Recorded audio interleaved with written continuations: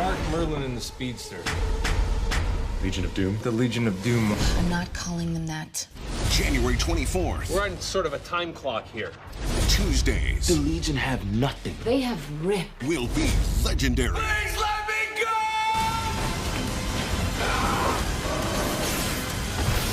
Who do we kill first?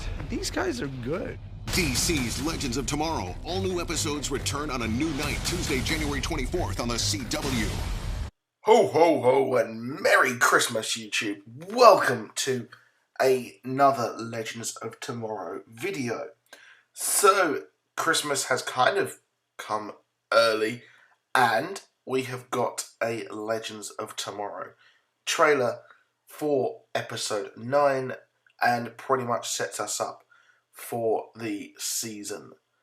Well, rest of the season, because we're halfway through it, kind of, 9, 22 episodes. Whatever, you do the maths. But we've got the Legion of Doom fully formed, seemingly, in this episode, and it is going to be absolutely lit.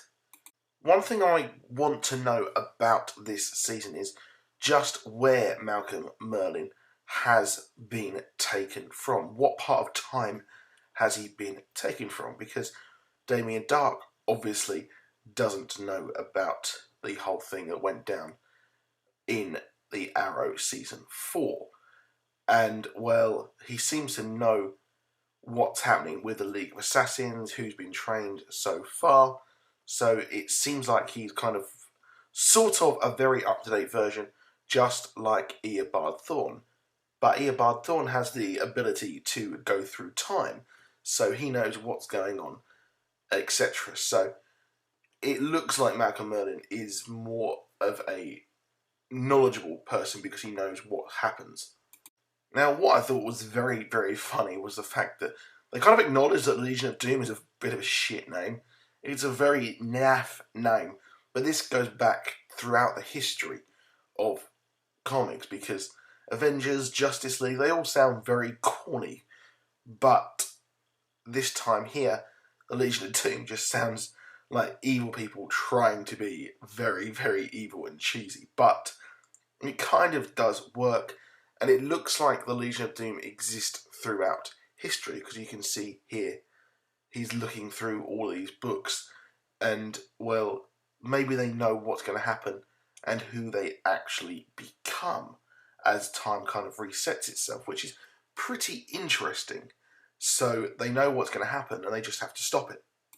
So just like the last episode where Reverse Flash was caught up and didn't have enough time, like he said, he's running out of time, we can see here that they clearly, the Legion of Doom, they clearly have a time limit before they cause any time aberrations, because they are so pinnacle to time and what happens in the future. So we know that Legends of Tomorrow were put together because they have no impact at all on time, so they can do what they want. But these people, they have to actually have a time limit, and you can see those weird guns, they look really strange. And this does look like the 70s here. I'm not too sure, I'm probably grasping at straws, but it does look like it based on the costumes behind them.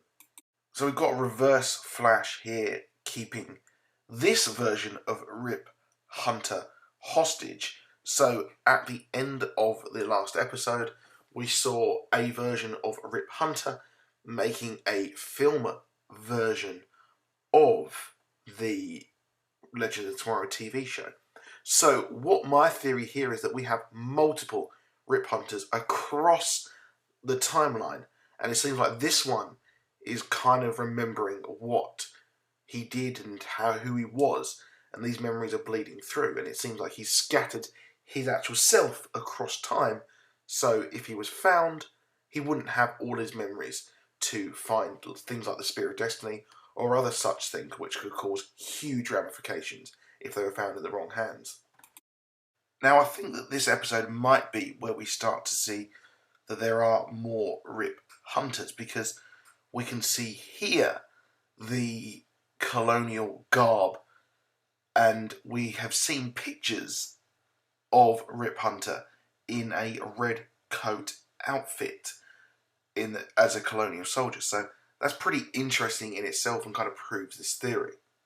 So it definitely seems like the Legion of Doom do want that Spear of Destiny, but they need Rory or Rip Hunter even to actually find it. So it would be interesting to see what Eobard Thawne decides to do with it. We know that he wants to wipe speedsters from existence, seemingly. He wants to be the only one.